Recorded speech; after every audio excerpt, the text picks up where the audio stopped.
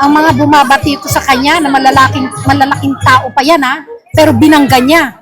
Sinong Pangulo ang bumangga at nagwalat ng anomalya sa kanyang administrasyon, di ba? Kaya kayo mga sangkot, ginagawa nyo lahat ng paraan para patalsikin ang Pangulo. Hindi kayo magtatagumpay. Sipin mo yun? O magkano lang na utang ni Di ba pamula nung naupo siya? 3 trillion lang. Yun lang. O nagbabayad siya ng utang. Binawasan pa niya yung utang ni Duterte. Mga kababayan, please lang, parang awan nyo na. Gamitin yung mga utak ninyo. Anong issue para patalsikin yung ating Pangulo? Anong ginawa niya? Di ba? May ginawa bang masama ang ating Pangulo? Wala. Okay, Nay. Lumaban ba siya? Pinatulan ba niya? Ang mga bumabati ko sa kanya na malalaking tao pa yan pero binangga niya. Sinong Pangulo ang bumangga at nagwalat ng anomalya sa kanyang administrasyon, di ba? Kaya kayo mga sangkot, ginagawa nyo lahat ng paraan para patalsikin ang Pangulo. Hindi kayo magtatagumpay. Wish lang namin na sa PBBM na maging Pangulo natin at walang halalang mangyayari. Hanggat din natatapos itong issue na to sa korupsyon. PBBM, huwag mong iwanan ang Pilipinas. Kailangan ka namin. Ikaw ang kailangan ng ating bansa. Walang iba. Walang ibang Pangulo. Dahil pag ikaw bumaba na, natapos ang termino, aywan ko kung ano naman mangyayari sa ating bansa. Kung saan naman mapunta. Ang ganda ng takbo ng ating bansa ngayon. Ang ating ekonomiya. Pag si PBBM natapos ang kanyang termino, sino naman ang ating Pangulo? Nakakatiyak ba tayo na ipagpapatuloy ang mga ginagawa niya? Hindi, di ba? Kasi naman lang, mga kababayan, sa Kalayaan Grounds. Gamitin natin ang ating mga utak food vendors. para sa ating bansa, sa ating mga sisimulan ang film showing. Okay, Nay. Gaya na sabi mo, kung sakali lang naman, no? Kung sakali lang na magawa nilang mapatalsik si PBBM at maupo si Sara, pangalawang Pangulo. So, sa tingin niyo po ba, ano ang unang gagawin niya kapag siya ay naupo bilang presidente ng Pilipinas? Wala akong masabi, dalawang ginawang maganda yan Baka manakawin niya lahat ng pera ng ating bansa. Ang kaban ng bansa, yun ang gagawin niya unang-una. Ang nakawin niya, ipagpapapatay niya yung mga lumaban sa kanya noon. Kaya pag siya pinaupo, magtatago na ako. Baka ipapatay niya rin ako. Walang mayayari pag si Sara pinaupo. Kawawa ang ating bansa. Sa totoo lang, kawawa. Napanood niyo po ba yung trending ngayon na yung malunggay? Hindi pa. Yung nagsasalita sa abot sa pandesal na malunggay ba yun? Hindi mo napanood ba Hindi yun? pa.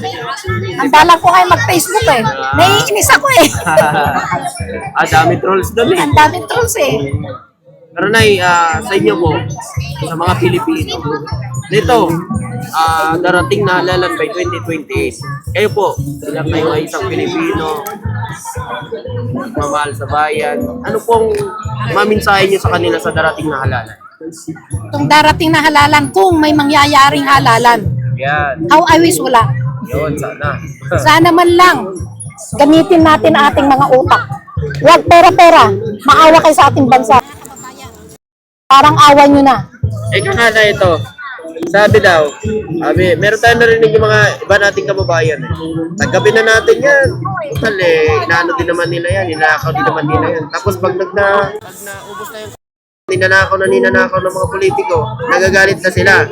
Dahil sila din naman pala ang dahilan, umanggap sila, nagpabili sila, wala iba sisihin kundi Sila din. Kaya pag si Sara pinaupo nila, ganyan mangyayari sa ating bansa. Ang problema nito, hindi na pwedeng umutang ang Pilipinas. yan. O, paano niya ngayon? Paano nila nanakawin ngayon? Anong nanakawin nila sa ating bansa? Ayun. Kaya kailangan i-budget nila kung anong pera ng Pilipinas, di ba? Dahil yun ang ginagawa ngayon ng PBBM. Binabudget niya kung anong pera ng Pilipinas. Isipin mo, saan niya kinukuha yung mga perang pinanggagastos niya ngayon? Di ba? Ito na lang. Sa pagpapasayan sa mga taong bayan, sa mga kabataan. Saan nanggagaling yung mga perang yan? Yun ang alam namin mga royalista, Marcos wealth na yan ginagamit niya. Sa Marcos Wealth na yan, nilaan ni Apulacay para sa Pilipinas talaga. Talaga may nilaan siya. Na pag bubuo ulit ang Marcos, nagagamit na yon. Kaya yun ang ginagamit niya ngayon. Eh, saan ka nakakita? Nagbabayad ng utang. Hindi na pwedeng umutang. Magkano lang na utang niya sa Pilipinas? Magkano lang? Si Duterte, 17 trillion? 7 trillion? Oh, 7 trillion. Oh, 7 trillion? 12.79 trillion ang iniwang utang. Isipin mo yun? O magkano lang na utang nito? Di ba pamulan nung naupo siya? 3 trillion lang. Ah, Yun lang. Ang nagbabayad siya ng utang. Binawasan pa niya yung utang ng ni Duterte. may tubo pa yun ay. May tubo pa yun. Kaya gamitin na. Mga kababayan, please lang. Parang awan nyo na. Gamitin yung mga utak ninyo. Huwag pera-pera. Huwag yung pairali ng pera-pera.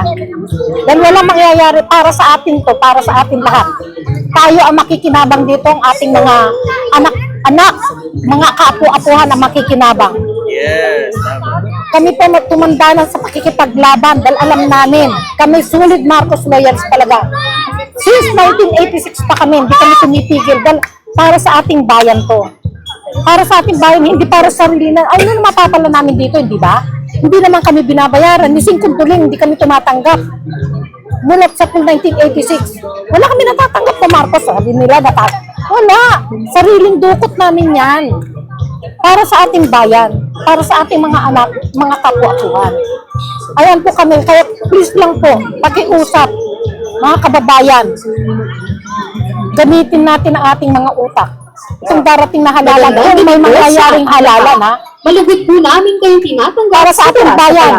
Ano yun niyo kung sino ang karapat dapat na susunod na Pangulo. Huwag nyo lang isali ang Duterte at walang mayayari sa ating Sa bansa. pamamagitan ng Sino Muling Pasko, O yan, ano ninyo, si Luis Pero, si Jaime, never. ang mga pelikulang hatitan Sabi niya, sa inyo tatakbong Vice President, ay mga si Sara ang kwentong President. malapit sa puso No way. ng bawat Pilipino. No Mga way. kwento ng pamilya, Tayo niyo po na yung maging Vice President si pagmamahalan, Naku po. at pag-asa. Di walang nangyari din sa ating bansa. Dahil magkaganyan yan, dalawang Duterte. Paskuhan. O, ano mangyayari sa atin, di ba? Tunay na Bakit diwa ganun ng mo Pasko. si Senador Ang Amy? pagsasama-sama Yung at mga kababayan pagtitiwala. natin nung panahon na Ang mga namatay sa positive war on people drugs ay sa JK, naging bahagi wala sang ng aksyon. ating Wala nga, posisyon. dahil Yung pumatay ngayon ay pinapanagot saka sa reklamo ng reklamo. ayan, sa paglumitaw yan, kasabot sa dyan. Isa dyan sa founder ng PGK. Sila nila Sara. Pero ano na lang pagtatanggol niya sa Duterte. Dahil kasangkot siya eh. Ate at kuya, Yung mga anomalya na Duterte, kasangkot siya eh. at magsipulang Sinira mo ang pangalan ni sama-sama Apulacay. natin balikan ang mga kwentong Jaime, nagbuklod ikaw sumira at sa patuloy Marcos. nagbubuklod sa ating Nakakahiya mga ka. Pilipino. Patuloy Magbigay ang nakakahiya ka, Panginoon Jaime. at naway Ano- maging mas ano naman masabi mo sa ang mga ating pagdiriwang DDS ng Pasko. na sinasabi, last na raw to at hindi na raw makakaupo at hindi na raw mananalo ang kung sino man ang papatakbuhin ni PBBM sa 2028 dahil sila na daw ang pinakamalakas. Tawa ko lang sa inyo. Mamundok na lang kayo. Punta na lang kayo ng China. Kasi tuta kayo ng mga China eh. No? Tuta kayo ng mga China. Kayo doon na lang kayo. Huwag na kayo mangarap. Marami nang gising sa taong bayan. Mga kabataan, marami nang gising. Kabataan kayo, pag-asa na ating bansa. Kabataan, please lang.